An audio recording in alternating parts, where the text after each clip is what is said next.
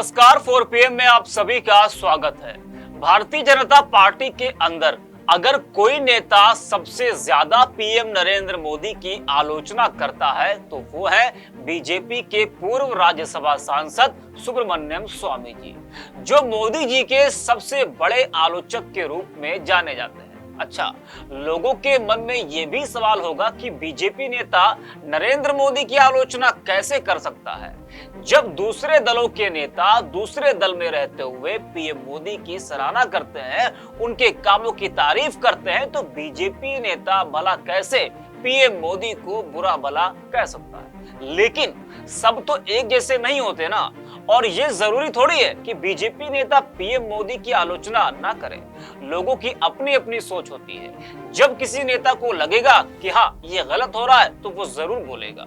जी हाँ, तो ऐसा ही कर रहे हैं बीजेपी के पूर्व राज्यसभा सांसद सुब्रमण्यम स्वामी जी, जो अक्सर पीएम मोदी पर हमला बोला करते हैं। लेकिन इसके ये मायने ना निकाले जाए कि वो किसी और दल में जाने वाले हैं, क्योंकि उनका शरीर अब वैसा नहीं रहा कि वो अपनी आगे की राजनीति जारी रखें। वैसे ये तो राजनीति है, कुछ कहा नहीं जा सकता कब कौन कहां चला जाए। तो आते हैं असल मुद्दे पर कि सुब्रमण्यम स्वामी जी ने ऐसा क्या बोल दिया जिससे बवाल मच गया।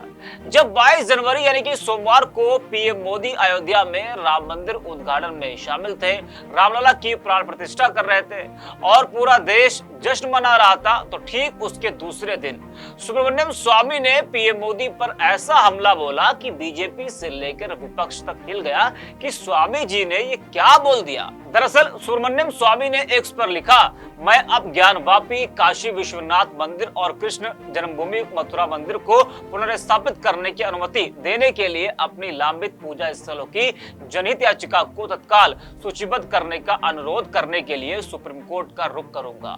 मोदी कुछ नहीं करेंगे, लेकिन श्रेय लेने के लिए आ जाएंगे। ये ट्वीट उनका ऐसे समय में आया है जब देश राम मंदिर के जश्न में डूबा है और सर पर लोकसभा चुनाव भी करीब है। तो श्रेय लेने वाली बात जो स्वामी जी कह रहे हैं, यही बात तो विपक्ष हमेशा कहते आया है कि मोदी जी श्रेय लेने में आगे रहते हैं। वही बात अब बीजेपी नेता खुद बोल रहे हैं। वैसे ये कोई पहला मौका नहीं है जब सुब्रमण्यम स्वामी ने पीएम मोदी पर हमला बोला हो। वो इससे पहले भी कई बार पीएम मोदी पर तंज कस चुके हैं, और कभी कभी तो ऐसा लगता है कि स्वामी जी बीजेपी के नहीं बल्कि विपक्ष के नेता हैं।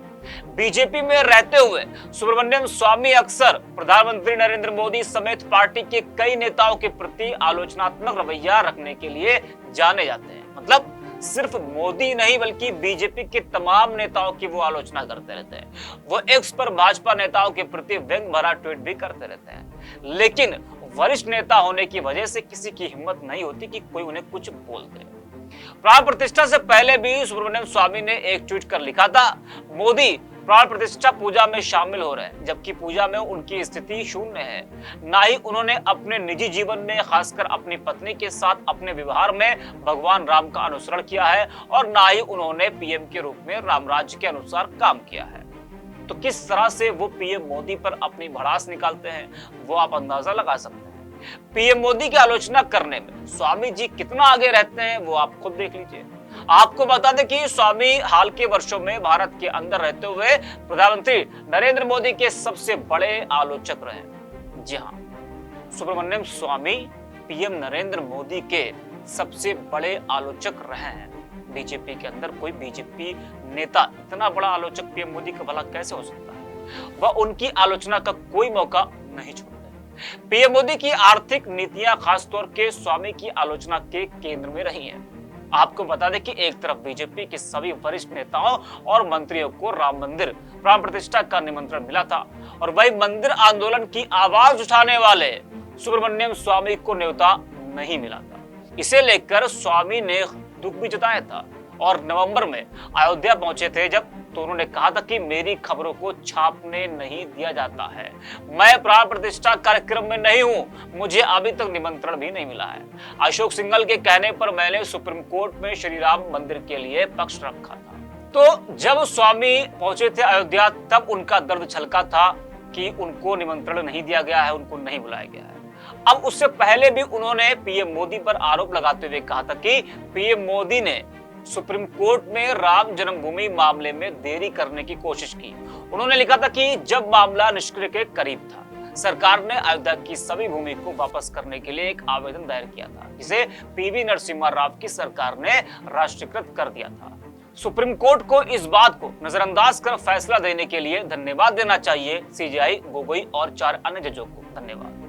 वहीं भारत और मालदीव को लेकर भी चल रहे विवाद के बीच स्वामी ने ट्वीट कर लिखा कि मालदीव सरकार ने चीन के नौसैनिक जहाज को गोदी में आने की इजाजत दे दी है, जो कि छोटे से द्वीप भारत का अपमान है।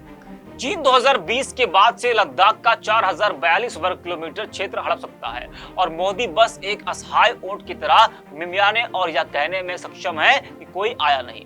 मोदी के मार्गदर्शन मंडल में जाने का समय हो गया है। मतलब सुब्रमण्यम स्वामी ने तो जैसे पीएम मोदी की आलोचना करने की कसम खा ली है कि हर मुद्दे पर हम आपको घेरते रहेंगे, भले कुछ भी हो जाए। तो ऐसे तमाम वीडियोस को देखने के लिए आप बने रहिए 4PM के साथ।